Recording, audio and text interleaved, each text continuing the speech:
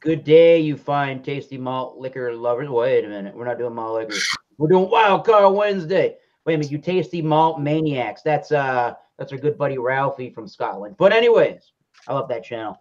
This is Small Wednesday, fools. Okay, I'm sorry. I love that show. But this is the Wild Card Wednesdays. I found another Wednesday that I'm able to host, so Wild Card Wednesday. I'm Thomas Meno 75, as joined by the following individuals. Michael Komaroff, as always, Brooklyn, New York. Hello. Evening, sir.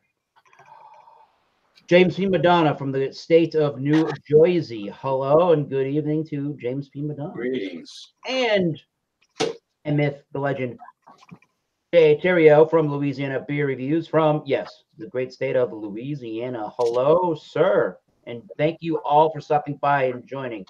Jay has some, and I don't even know this one yet. Jay has some important, exciting news from the beer world he must share with us. Jay, the floor is yours. First of all, Louisiana was purchased in 1803 for $15 million. Secondly, Anheuser-Busch bought a liquor company today. A company that makes whiskey, rum, vodka, gin. Ooh. Yep. They're trying to get into that market now, folks. Those bastards. I'll talk about them on Progressive Discussions. Trying to take over family-owned businesses. Jay. Well, now that we got some very interesting beer news out of the way, we do have obviously beers we bring to discuss on Wildcard Wednesday. And how about we go right to left? Jay, what awesome beer are you bringing to the discussion tonight? Well, this is a beer that's pretty common in Louisiana, although most of the out-of-state craft beers have been chased off the shelves by local Louisiana beers. But for whatever reason, this one keeps showing up. It's common. It's Hop Rising Double IPA Double India Pale Ale. It's from Wasatch Brewing. I'm sorry, Squatters Brewing, but Wasatch and Squatters is the same company. This is the Squatters division. It's 9% alcohol, and it's 72 international bitterness units. It's from Salt Lake City, Utah. And this is sold interchangeably around here in bottles or cans. Sometimes you'll see it in cans a lot, and then other times you'll see a bunch of bottles. And I don't know about draft, but it's best by. Well, I'm well within the Best Buy date, so that's good. Goody. Sounds like a interesting beer we get to hear about. Sure is.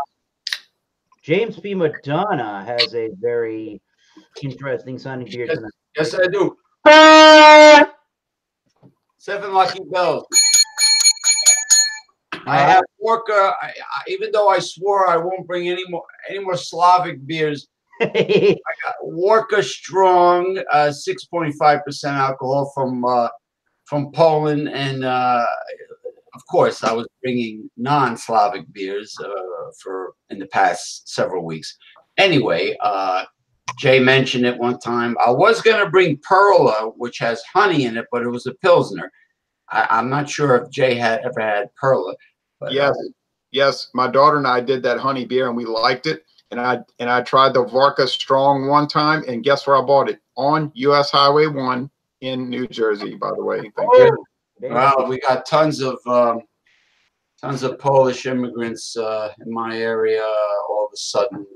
I can't complain because they make a damn good smoked kielbasa. So boom. All right. Well, Walker Strong with the James P. Madonna. We will be hearing about that momentarily. But we must know from Michael Komaroff from Brooklyn, New York, which amazing. Okay. This is from one of the limited release beers from Six Point. It's called Party Favors. It's 8.4%, 0 IBU, New England style IPA made with Strata and Galaxy hops. Okay. This one was canned on the 16th of January, which means it's just over a month old, which is definitely well within the. I mean, most IPAs, if you do it within the first 3 months, I think you're pretty safe. Yeah. Sure. Some have a 6-month thing, but that's getting on the edge. When it gets closer to 6, I think maybe you do have a chance of some hop fade. But you'll notice the pour, I would have thought that the head would last longer. It started off with, like a 1/2-inch head, and now it's down to just that thin rim head. Interesting. Not much there. And you can see it's hazy orange, like your typical New England. Yeah. The beer that I brought this evening only says BW1 on the bottom of the can. So I don't know what the hell that means. I'm not getting a date when this was canned or a Best Buy or anything like that. This is canned and brewed by Scantic, SCANTIC, River Brewery LLC, Hampton, Massachusetts, and under special agreement in Williamsburg, Pennsylvania. Oh, Never heard of the Scantic River Brewery until I seen this can. This is called their Black Waves Bourbon Barrel Aged Porter with coconut. It's coconut. 8%. It is 25 IBUs. That is literally as much as the website even tells you about the beer. And the beer cost me $4.49 for a single can. Yikes. Let's see how good that is. I'm looking forward to that. wait, I think I get it now. Real fast. The bells. I think I like the bells. I like antics. I'm a very antics. James and his antics. Yes. Scantic with an S. I can't say much because I'm always about antics myself. I do a lot of things that Scantic. Yeah, his order, coconut, just got me a little excited. But I just figured it out. Anheuser-Busch, I bet you, bought that liquor company because they want access to the barrels and the spirits. They can make all these crazy beer concoctions. Okay, sorry, Eric. Yeah. Oh, look at Eric's. Oh, that looks great. Here's what that bad boy looks like. I don't want to get too far into my review right now. Blackstrap molasses. I want to leave the floor to some other people, but before the head maybe dies or escapes, here's what the porter with coconut looks like right now. It looks like a good beer so far in the glass. So since Michael poured his party favorite IPA from 6 Point, he was trying to describe a little bit of it. How about we go back to Michael for that review of some Okay. Yeah. Let's go to him. The nose is a very heavy tropical fruitiness. Oh yeah. And it even smells fresh, like it's recently brewed. You can tell that it's been recently brewed just by the way the nose is. Let me give it a taste. Ronnie S says Anheuser-Busch antics. There you go. Right. We know about their antics. Yes. Really. The first taste is interesting in that I know it has 0 IBU, so you don't get a bitter burst, but you still get kind of like a danky pine kind of feel to it. And you can tell that it's not a session beer. Oh, okay. I like when he said And that doesn't mean I can taste 8.4. It just means that you know it's more than 6. Right. Sure. Well, so far I'm happy with it. I'll keep sipping on it and I'll give you a number. How would you say? So you're saying that it doesn't quite taste like an 8% beer, but how No, it's in other words, it's 8.4 and it is subdued for an 8.4, but it doesn't taste like a 5% session beer either. So it's you can tell it's in the middle. Oh Okay. It's got enough strength to let you know that it's there and ready to roll, but it's not so strong that it's like making, Right? what is all of this, right? Because sometimes you drink double IPA and it tastes like it's 8 or 9%. Yeah. Yeah. This one you can't. Okay, that does sound like an awesome beer there. Yeah, definitely sip on that. Watch the rest of the panel and think about that rating and grade for that. I do want to hear next, going down the line. You're showing us that beer right now, James Madonna. I am. Oh, I'm sorry. I didn't know it was in front of the camera. There you go. I seen you pouring that bad boy. Yeah. Well, for a lager type of beer, it has an unusual sweet aroma and flavor. Not that you would expect it in a lager type of beer, but I'm a little disappointed that the head dissipated rather quickly. That's why I poured more in there. The head was almost gone in record time, but you know, it's definitely a full-bodied, yeasty, has the bitterness of the hops of a strong lager. It's good. It's not bad. It's not mediocre. I'd say it's good, but there's a certain sweetness to the flavor and aroma that I just don't detect in other lager types. 6.5 alcohol is a big plus. And that's about it. I was going to get, there were several other single cans and bottles that I could have grabbed, but I thought about when Jay mentioned it a long time ago. I just decided to grab it. But I just want to salute Jay's purchase, which is probably one of the greatest alcoholic beverage values that there is, and that's that large bottle of Canadian whiskey, aged for over 10 years, was it? 12 years. 12 years, and it cost him only $10 for that big bottle. So wow. Cheers on that one. Yeah. Yes. That was a shock. And here's my best value from a dollar store. Old-fashioned can opener, bottle opener, and I also use it at the buffet for eating king crab and snow crab legs and claws. It just goes up. It goes up, you know, it's a hook. And it, you know, it goes upward. And that's my excellent value. It's because I love a great value. All right. You heard it live. Walker Strong, James D. Madonna. He's going to sip on that beer. He's going to think about that rating. We're going to get back to him soon enough and find out where he's at with that strong workout. Yes. Onwards. We got a double IPA to discuss with Ronald. Okay. I see that Vodka Strong is produced by Grupa Żywiec. It says Magnum hops, Jay. Magnum. Like Magnum PI, your Tom Selleck. Fine. Right. So these are like hops that are like a detective. Okay. Yeah, classic. Well, of course they say fine quality. What are they going to say? Lousy premium beer. That's what they're going to say. Anyways, double IPA from Jay. Okay.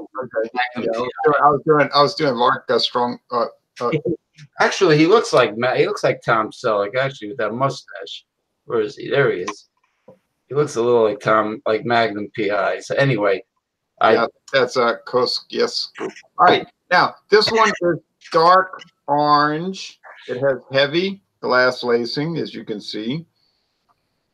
It's not too bubbly anymore. It's an etched glass. So the aroma is strong hop resin. So think about like an oily. How do you describe these things? Like a marmalade, orange marmalade, and an apricot, and a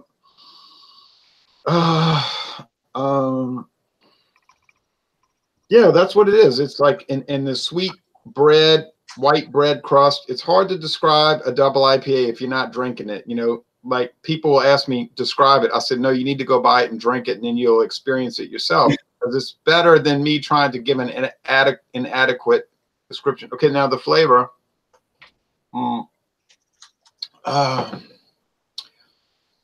Very fruity, but not in any IPA, because you know New England IPAs, people say it's fruit juice.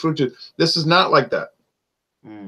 This is fruity, but it's very malty and bready. So think about cracker, a soda cracker, white bread crust, heavy malt, barley malt. So grain. Okay. Hop resins, pine, oil, or turpentine, sort of type thing, and the orange marmalade, and very high bitterness is 72 IBUs after all. but the bitterness is balanced by the sweetness. So they kind of counteract each other, or if you want to say cancel each other out. No, it does not scream alcohol, but the body is pretty darn heavy. I don't think a person could drink this, and the finish is on the dry side. I don't think a person could drink this beer and think, oh, I could just guzzle these. No. There's too many warning signs. It's too heavy. It's too rich. It's too strong. It's too bitter, too sweet. All those things to fool yourself and think this is not a strong beer. In a way, that's good because you don't get in trouble with it. One would be enough. But I've been delighted with this beer ever since I encountered it about 3 or 4 years ago. It's 9%. That's no joke, people. All right. Excellent. That sounds like a damn delicious beer. You've never had. I don't think anybody in this hangout has ever had it. I don't think I have never had anything from Squatters or Wasatch. Well, Wasatch. No, it's two different companies under one umbrella. You haven't had either, right? I've had Uinta from Salt Lake City. Oh yeah, they're kind of newer. Yeah, that's a shame, Michael. I bet you'd love the Squatters and Wasatch. So we will again definitely hear from everybody in the panel. We'll come back to them for their final thoughts, ratings, letter ratings, and just general thoughts about the evening. Yeah. But this is the Scantic SC ANTIC River Brewery, either in Hampton, Mass, where they're from, or under special agreement in Williamsburg, Massachusetts. Black Waves bourbon barrel aged porter with coconut, 8%, 25 IBUs. That's pretty much all the can and the website says about the beer. So I showed you it when it had some head. The head is now disconnected. It's an aesthetic, molasses looking, artistic. It's lovely. Without a head. There is touches of ruby red, but it's pretty. Yeah, there are touches of ruby red, so it's not completely dark, but it's generally, yeah, there's darkness on this one. The smell on that is fudgy, like dark chocolatey fudgy brownie. Fudgy the whale, Tom Carver. And yeah, a lot of that coconut, so like a toasty kind of shaved coconut. And I am getting a light kind of bourbon-esque, almost like I don't want to say like a Jack Daniels, but I guess it's just like kind of stereotypical kind of bourbon-esque smell, but it smells really good. It's done in such a light manner that it doesn't overtake the nose or it doesn't sting in any way. So I think it plays with that fudgy, chocolatey, sort of malty nose. There is a molassesy kind of a sweetness in there, and a toasty kind of a coconut. Other than that, no real hops to speak of. Porters are more of a malty bomb, so that's kind of what I'm getting. Smells like really good dessert with a little bit of alcohol involved in it, but not a whole bunch in the nose. So I haven't tasted it yet. I'm going to go do that now. Cheers. Black Waves barrel aged porter with coconut. So what you're saying is stout has a more hop bitterness to it than a porter? Ooh, that's delicious. I just think it's literally more like a robust sort of it's got more, I feel like stouts are just more robust, maybe more of a fuller, thicker kind of a mouthfeel. This one, I'm not sure exactly what it is because they're not telling us. They're just saying it's a porter. For me, it kind of has that clean, crisp finish to it that's reminding me more of a Baltic porter, to be completely honest. So that's flavor. It's clean and it is crisp at the end of the sip. And it has, I mean, like I said, porters are just going to be more thinner in the mouthfeel typically for me. And that's exactly what I'm getting out of that. The nose, it was actually way more robust than the flavor. The flavor is great though. It is like, it's like Michael's beer where he says it does taste like an 8%, but it doesn't taste like a 6. I'm with you on that analysis. That was a great description on your beer, I think, probably. So what I'm getting is I'm getting a nice prickly carbonation, medium to full style of a mouthfeel. I'm actually getting a little bit of roasty, charred kind of notes in the background.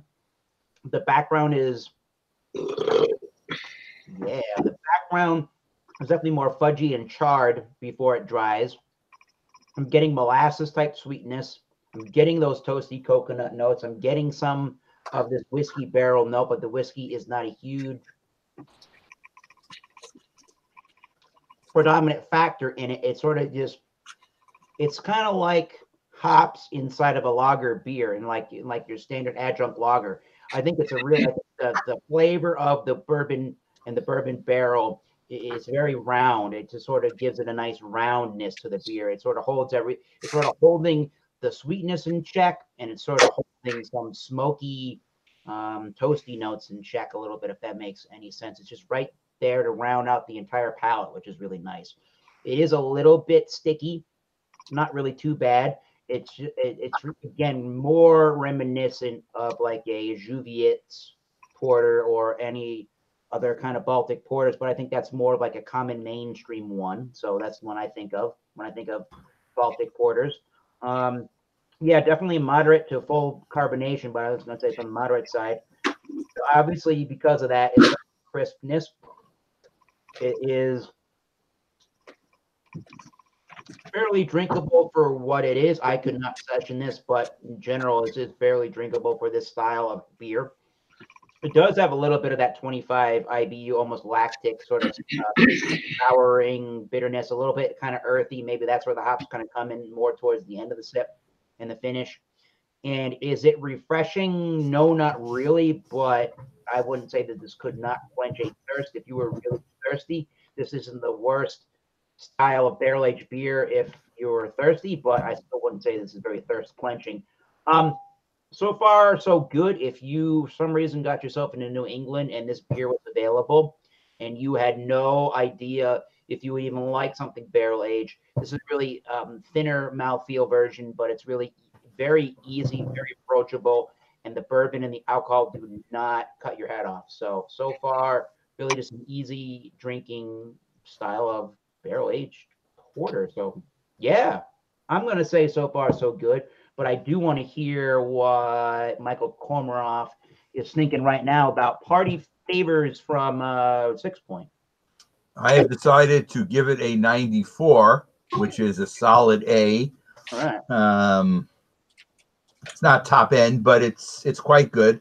I guess the only issue that I have is a little bit in the carbonation, where the carbonation doesn't follow through. It's there. It's well carbonated, but it's not precise enough for me. Explain that a little bit more in detail. Okay, it seems like in New England IPAs, they're always very actively carbonated, or at least most of them. This one seems to have more medium carbonation. And I think if it was a little bit more active, it might be world class. Just a little bit flat on the carbonation. It flattens out a little bit, but it still has carbonation. It's not like it's flat. It's not buzzy or zippy on the tongue, right? No, it's medium carbonation, and I would like it to be more zesty carbonation. Gotcha. Okay. In a perfect world. And ding, ding, ding, ding. Is that a beer that you've had before, Michael? I've had it once before. I bought a 6-pack and a half, and this is the second can that I've had. I had one right after I first got it. Are you? Yeah, go ahead. I probably will do a couple of these at one of my beer tastings that I do on a Thursday to get the appeal. Obviously, since I do them once a month, I'd want to do it at the next one, because by the month after it'll be more than 3 months old. Yeah, I'm wondering. Sort of two questions on that. Number one is, so far after cracking open and trying the second can, are your thoughts about the beer pretty much aligned with when you've had the first can of this beer? It seemed really similar. I guess the only thing I'm trying to remember is when I had the first one, was the carbonation more precise than this is now? And could that be something that would fade in a month? I don't know. I'll have to wait till I have later on 3 through 9 through the rest and see if it continues or not. Yeah, well, sometimes it's just one can that can be bad too. Yeah, I've never really thought about CO2 like that. The other question before we get to Jameson Madonna and Walker Strong is, so now that you're drinking this particular brewery exclusive from 6 Point Brewery, now in the back of your mind, how does that rank and compare to other brewery only releases at 6 Point? And what do you think was probably your favorite brewery only release? Well, I like the party hat. I guess my favorite was a stout. They had a stout a couple of times ago that I thought was right on the edge of being as good as the Bourbon County from Goose Island. You know, maybe if you were doing it in points, maybe a quarter of a point less, maybe 1 point out of 100 less. It was in the 98, 99 area. That was really good. I think that's probably the best one I had. But there's some things I didn't buy that turned out to be good. There was something with horchata beans that I didn't try, and when I went to the brewery to the release, I got to try it on tap, and it was wonderful. So, I mean, you know, you can't buy everything they sell. So I just try to buy the ones I think are going to be good, and for the most part, they've been good. Hey, Michael, what's that number again? Which number? Your rating. I gave it a 94. Okay.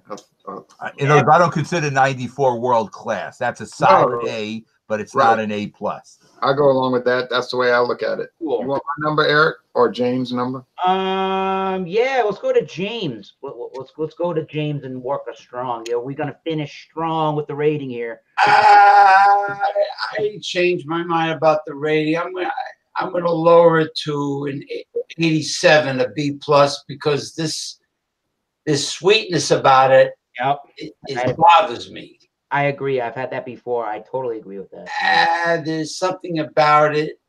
The aroma, the flavor, the sweetness is just not doing it for me. So I will lower it from a 90 to an 87. You know what? And they should just continue making smoked sausages and just give up on the beer. But however, there's a wiki, yes, like the song "Jam On," a wiki. There's a wick, a porter I like a lot. It's a witch. Yeah, whatever. I like their porter. Boom. Yes, I do too. I like that beer. Yeah, I know. So Jay, that's considered a that would be considered a European strong lager, sort of like a malt liquor of the European continent, right? Yes, that's right. And I wasn't exactly in love with the Vodka Strong myself, honestly. It was kind of all right. It's a little harsh and garish in the flavoring. If I was going to drink a malt liquor, and I do drink those, I would probably prefer something like a 6.5. Well, I guess King Cobra is 6%. It's a little smoother than the Vodka, but it's a lot cheaper too, you know. But yeah. Well, I could tolerate the rice sake flavor of the Asian beers a lot better than I could tolerate this unusual sweetness. I'd rather have a Qingdao or a Kirin or something. The Vodka might be using a lot of corn grits or something. Yeah, I tell you, that's the poor old black sticks in my mind. Oh yeah. I'm gonna go with question for James Madonna really fast. Yes, that was Nucleus, by the way. Jam On it, Nucleus. Since we were just sort of discussing the malt liquors there really fast, I don't know. I assume you've probably had a malt liquor, like a traditional, like American style one. I don't know if it's been very recently, but does the Vodka Strong even remind you of what the Americans would call a malt liquor there, James?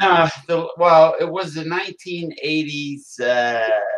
You know, when the Go-Go's were popular. I had a Colt 45 malt liquor, which is probably what you're talking about in America. Like that, yeah, in that category.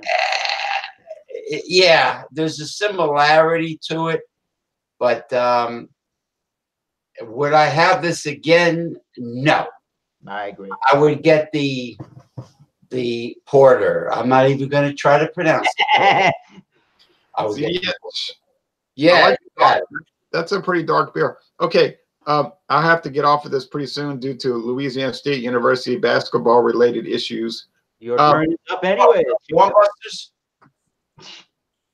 Yeah, college basketball related issues. I'm going to score this, and here's the rest of it. This Utah beer. What's it? And I have been to Utah. Hop Rising double IPA. Waters Hop Rising. I'm going to score it a 95 out of 100. Ooh, yeah, Jay. There's really not a lot of downside to it. It's bitter. It's heavy. It's strong. But I mean, they're pretty much telling you that with a guy with a huge hop on the label. It's like, yeah, this is. Is that going to be Tyler? Is that going to be our buddy Tyler Mansell when he grows up?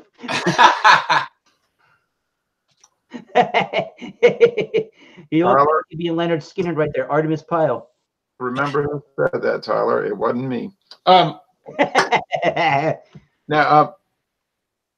Man, Howard falling asleep on camera. Anyway, that's it, and I gotta roll out of here. Sad.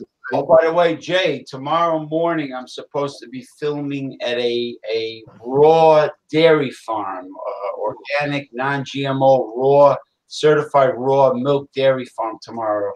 So I hopefully when the roads are, if the roads are properly cleaned, because we're having snow right now, I will be there.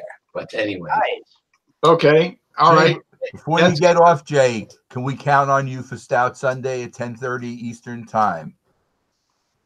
I would not use the term count on me. I would say that I can probably make it. I have a stout, that chocolate stout that I'm thinking about bringing. You saw I did 2 hangouts last weekend, unexpectedly, and y'all might have noticed that.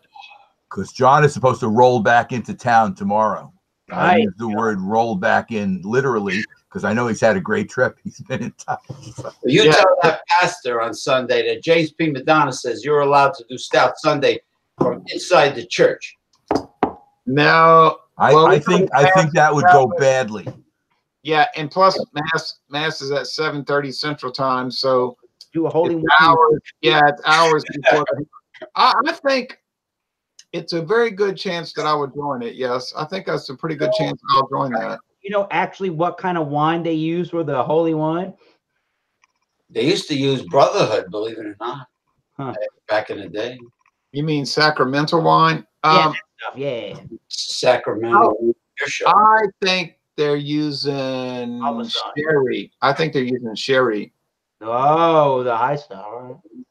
Well, when you say crackery breadiness, that's like the wafer at a communion. So tell the pastor it's like a liquid communion wafer. Oh boy, Eric, give your number so Jay knows it before he leaves. I don't say all those kind of things. My number real fast is I'm going with an 89. Yeah, write that down. Is that a B plus, high B plus? The highest of B pluses I could give. So we've got 2 B's. We've got 2 B's and 2 A's. Okay. So pretty good stuff. Today, our beers are delicious. My beer is just a little bit thinner than I was thinking. And the carbonation, I said it was kind of moderate to high. I think it is a little bit on the high side. It's pretty prickly. It's not the world's most drinkable thing, but because it is a thinner mouthfeel, I mean, that's the only really, really harsh part about it is some of the carbonation, but it is a thin mouthfeel that it is technically easy drinking for what it is. And I like the fact that it doesn't scream in your head, big booze, big 8%. It's not big barrel-aged flavor and influence. So for that aspect of it not being a bigger barrel-aged, very carbonated. For that aspect of it not being a big barrel-aged whiskey, bourbon bomb of a beer, that's my real complaint about it. Other than that, I love that toasty coconut, a little bit of that molasses sweetness. I like how it's almost like a fudgy brownie, dark chocolate fudge brownie in the malt. So that's pretty cool. And it does have some more sort of earthy bitterness and that almost milk lactic kind of a souring bitter flavor thing. So pretty cool, but not the world's biggest barrel-aged beer. But again, if you somehow run across Scantic Brewery beers and you're in New England, you see this one, $4.49 is definitely worth one try. This is definitely an easygoing barrel-aged beer. And if you want to get into barrel-aged beers in New England, this could be one of the New England beers to try. 89. And I would try it, but I'm probably never see it. And I'm sad that I can no longer buy, because it's no longer produced since 2010, my favorite unhealthy children's cereal as a child. It's like Captain Crunch. no Kaboom, no Fruity Kaboom, Pebbles. Kaboom. Kaboom. Kaboom. Wasn't it a game on the Atari 2600 or something? Hey, you know what, beer fans? Some of you people out there know and appreciate Kaboom, and Kaboom. I had a very risque Fruit Loops video that I didn't send Jay because he would have a heart attack. I'm very happy that I did not receive the video. Hey, No, I didn't send.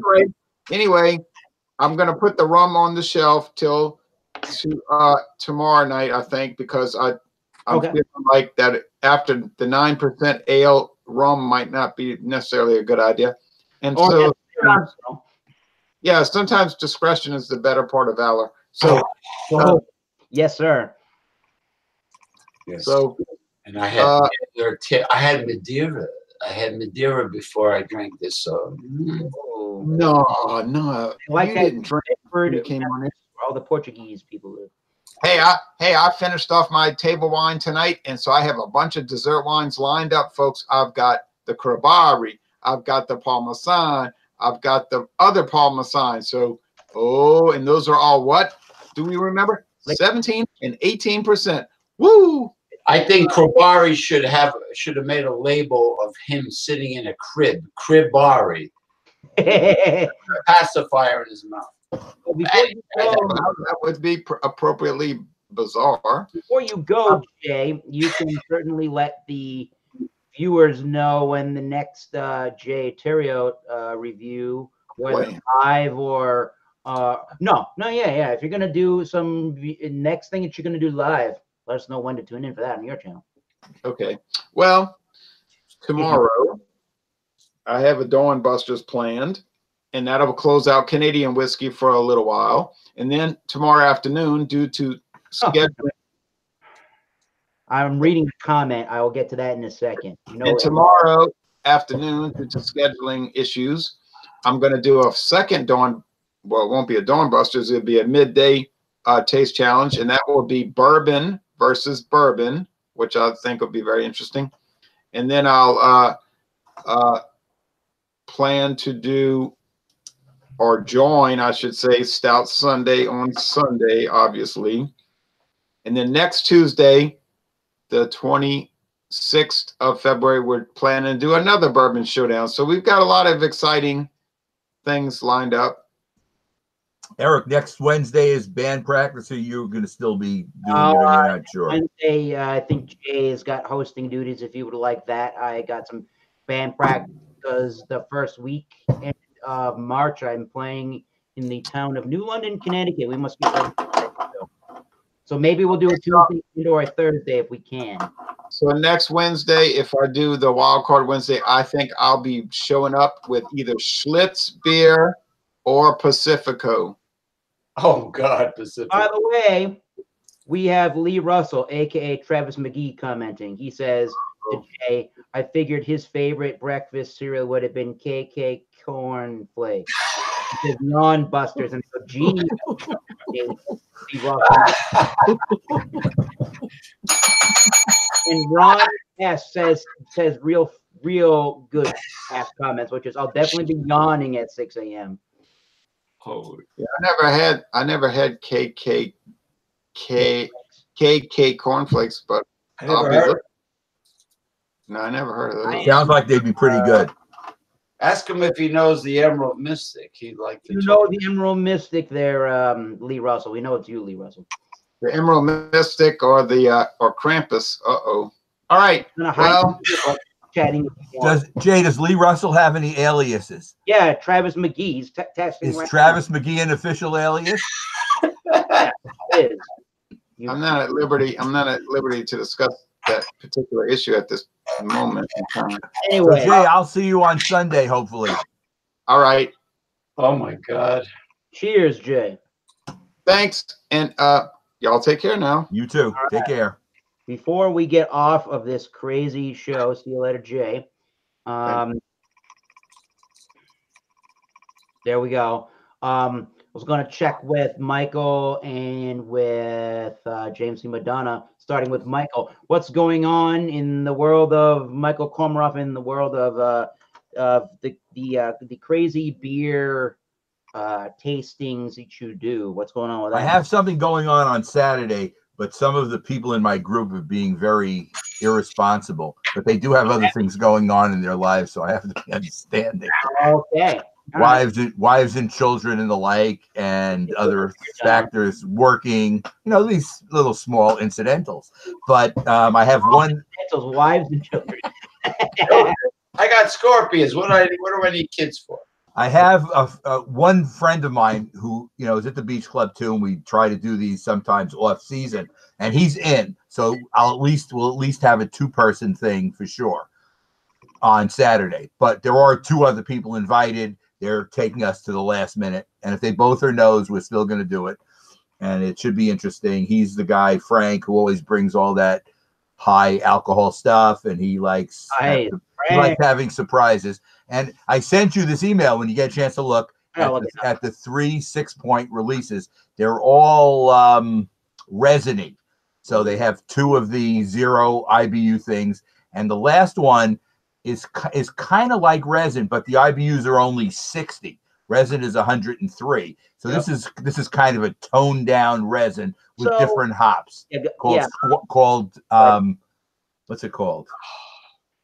I don't want to give you the wrong name. So as I'm talking, let me look up what the name is. I believe that you could even make a resinous tasting beer with barely no IBUs. It's hard to believe. Well, again, like the person you spoke to the brewer, he believed that you could do it with less IBUs. He thought that 0 or a half an IBU wouldn't be enough to really get that kind of taste. But I guess they do it late in the boil. This one is called Shatter, extra dank double IPA with Strata, Idaho 7, and CTZ. And it's 8.7 and 60 IBUs. Wow. And they have what's called Atomic Res, which is a triple New England with Citra Galaxy, Mandarina, Bavaria, Idaho 7, hash. Interesting. And that's 11.8 and 0 IBUs. Wow. Damn. I'm going to go. It's not this coming Saturday, though, because that's when I'm having the one with my friend. It's the following Saturday is the pickup date. It's the last Saturday of the. Actually, it must be the 2nd day of March when it's actually released. Order in February, pick up in March. And is there a special theme when you get together with your good buddy of yours that usually brings over? When we did it on Sundays, we used to watch Giant games, but of course the football season is over, so I'm not sure what we're going to do for background. We'll probably put on some music videos or something and have some kind of. It'd be great if there was a beer network that we could listen to beer polkas and stuff like that, but I guess there's no such thing. Roll out the or 100 bottles of beer on the wall in the background, but that gets tiring pretty fast. I'm sure you can find something on YouTube if you can connect it to speakers or something like that, where it's like oompa oompa music or something like that. I guess so. They have James. What's going on with you in terms of activities? Tomorrow, if the Department of Public Works does their job, which they usually do a half-ass job, the roads will be clean, and I will go to that raw dairy farm, unpasteurized. Mario Petrus will be sucking milk from the teat, and I will be filming it and putting it on Facebook. But sounds good. And then I have 2 free nights with my old friend Jimmy Liguori at the Tropicana in Atlantic City this weekend. We will be attending an MMA event. Ooh, and front row seats. We have VIP name tags. We'll be drinking and gorging ourselves for free. I like it. Hi. Which means food and booze always tastes better when it's free, of course. And we'll be hitting Boogie Nights, the nightclub in the Tropicana. So that's what's going on with me. Sounds good. I have a question for Eric. Yeah. Being that you're in New England, is there a fermented beverage made from maple syrup? Was that ever? There have been maple flavored like liqueurs and stuff like that. I can think of. I'm trying to remember. There's a place out in our central part of the state that makes a maple flavored liqueur. Okay. I send that to you to make sure I know what the name of it is. Oh, I think it was called. Wait, I think it was called Northern. I think it was called Northern Lights, which was a maple flavored liqueur from here from here. Is Laird's Applejack a New England based company? Laird's, I've never heard of that. Applejack, it's like an apple. It's an apple brandy, actually. More or less. I don't think that they're from New England, but I can see why one would think that. Okay. Like we have in New Jersey, we have a blueberry wine from South Jersey because they have lots of blueberry farms there. Oh, this is funny. I believe that they are from the state of New Jersey. Where? Scobeyville, New Jersey. Oh shit! Wow, apples. Or James C. Madonna. There you go. Apples. Well, apples grow in the northern hemisphere. Yeah. Okay. I have Johnny Appleseed to thank for him in the mythological sense planting all the apple trees. So yeah, that's where apples and Johnny Appleseed in New England and Massachusetts come and play. I used to go back in the day when I used to go apple picking before it got boring for me. I went to Orange County, Warwick, New York, or Orange County to Applewood Winery, where they had apple wine. And, and actually many people from the city who did not want to go to Florida from New York City had beautiful big homes built in that area, to retire. And yeah, it was nice. It was pretty good. It wasn't cheap Boone's Farm or anything like that. It was. Yeah, actually, I never had Boone's Farm. I don't think so. No, that's like a cheap ass. Never had bum wines, as some people would call them. Even though you think of like a bum wine, like a Night Train or what's the one with the eagle? Oh, what's the one with the Ripple, Night Train, Thunderbird. Or like a Mad Dog or something like that. You usually think, or like Wild Irish Rose that Jay drinks, Moscato. Yeah, Thunderbird is one. Boone's Farm. Yeah, well, I leave Boone's Farm out of that because you usually think about like the bum wines, right?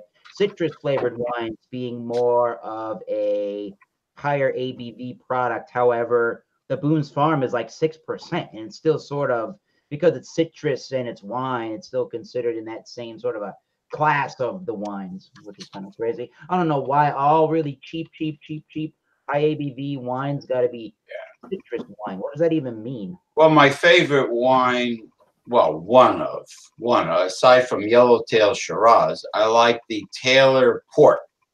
Yeah, I don't think I've ever had that. Because I like Concord grapes, Welch's, Yep. I like Concord grapes. James, when we go to the theme thing at the beginning of next month, what can you get? Because it seems like Eric, Jay, and I have better chances to get a lot of different stuff.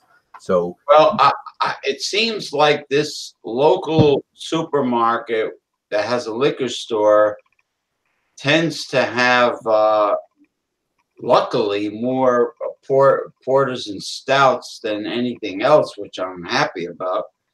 But, you're talking about me being up on a Sunday morning, depending on what I do Saturday night. But, I am happy that, when a liquor store has porters and stouts and good beer in individual cans and bottles, which I told the owner it's really a plus to have a wide variety of cans and bottles individually for people. I told him about the live shows, and he said, and they all do the same thing. Really? Live shows on video? Really? about craft beer? I go, yeah. Meh. And Who would have thunk it? Yeah, I'm telling you, it's like great, you know. And then they never heard of it. I go, this is why you need to put more varieties of single bottles and cans of everything, you know. So this one store has a good variety. The other ones, forget about them. They're too obsessed with their Polish community. I don't want to deal with them. So, what can I get? I could get some variety. Eventually, I'm going to run out of porters and stouts.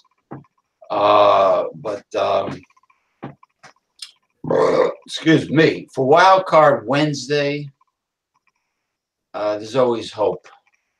Well, I think the wild card theme is the best theme because then everybody can participate no matter what we're doing. So it does make sense to have the wild card. Because look at the regions people are from. I know you can't, like Jay was saying, you can get beers associated with state fairs. We don't have state fairs in New York State, maybe upstate, but I'm not participating in any of that. Well, Eric gets fantastic variety where he is, unless people send him cases of exotic, you know, craft beers. He's got awesome liquor stores, obviously, you know, but you know, it's really hard to do too many theme shows because of people's regions and what is available to them. You know, like remember John brought a pecan beer from the South, like right. I think it might have been Lazy Magnolia.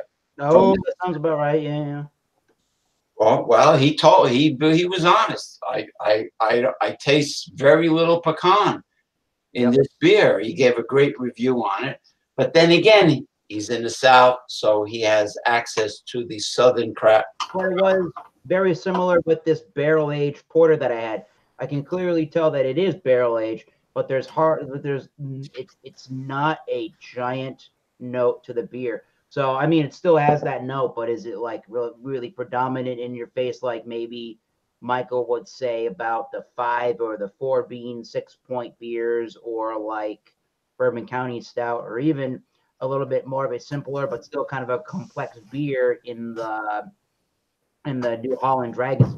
No, it doesn't have the coconut aroma and flavor that, let's say, if you drank a pina colada or something like that. That stuff is just way more out in the open, which is why I say an accessibility.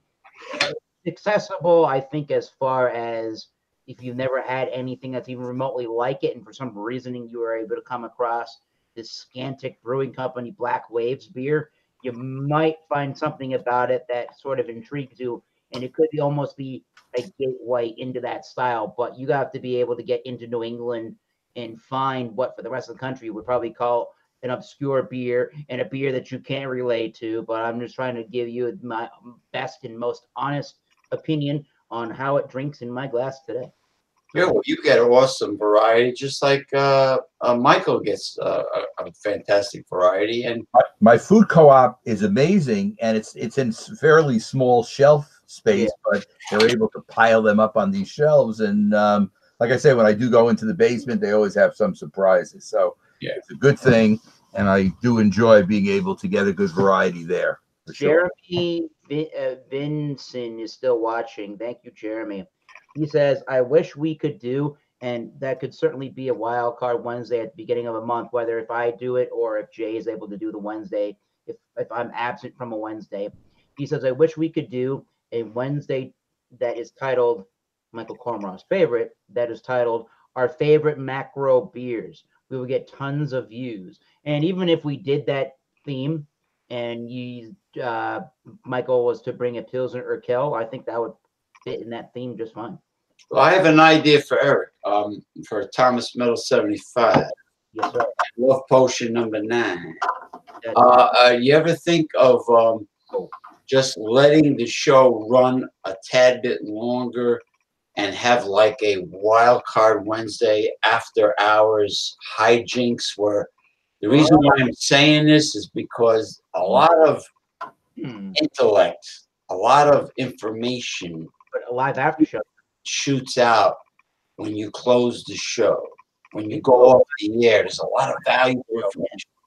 I'm cool with that. Every now and then, or if we just keep going, we got to film this thing. We can go right back and do a live after show, or yeah, we could do a live after show because see, I don't know if we could just do this. You know, what would be really cool is if we could do this off air somehow, and then people could watch, but only if we gave them a link to it, like it's pay-per-view for free or something. Because a lot of valuable information, Yeah. a lot of good information educationally is discussed when you sometimes when you go off the air. But Massachusetts beer reviews, I guess I would call that, well, on my channel, Massachusetts Beer Reviews and Company Afterthoughts.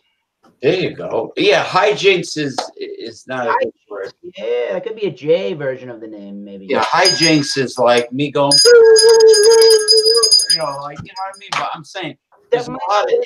So well on Jay's channel, no fault of Jay's own. He usually has to get moseying and going way sooner than I do. Well, he's got to get up at the crack before the crack of dawn. So I understand. Whenever I do this thing, when I get a Wednesday, I like to do it like today. I think next week, depending on what Michael is up to, Tuesday, Mondays work for me. Tuesdays, Thursdays, Fridays, Saturdays, hell work for me. I don't know. Weekends aren't the best, probably, but those days work for me really well if I can't do a Wednesday. I would still like to do something at least one day a week with the both of you, minimally. I like the both of you on the channel. Craft beer afterthoughts. I like it. We can discuss all of that good stuff. I think I don't want to say our time is expired. We have no time and nothing expired, but we've had a very awesome review tonight. I'm very happy. It's good beer, good company. Let's just do that whole afterthought thing. Yeah, it could be things. It could be educational. It could be bloopers. It could be whatever you want. If you want to just keep talking and have the fans hear it, why hell not? So Eric, you're gonna wrap it up for tonight? That's what I'm gonna say. I'm gonna say this is Thomas Metal 75. That guy was, still is, will always be Michael Komarov. And right next door to Michael Komarov, at least in geography, James B. Madonna. We are like a sandwich. Michael is the cold cut. Michael is the hot pastrami, and you're north of him, and I'm no, wait a minute. No, that doesn't work out. I'm east of him. Anyway, it's a hot pastrami sandwich from Katz's Delicatessen. Sounds good. Three of us are aptly known today, probably only today, is the Atlantic Alliance. There you go, sir. Okay. And we'll see anybody on Stout Sunday on John's channel who wants to participate. Enjoy. Until next time, I can't believe I still have beer in the glass. If anybody else does, congratulations. I'm going to hold mine up and say, mine's done. Cheers. We'll see you soon. And if James Madonna does something with a whistle, go right ahead. All right. Little bosun's whistle. It's fun, everybody. Arr! From Newport, Rhode Island, I got this. Hell yes. My neck of the woods.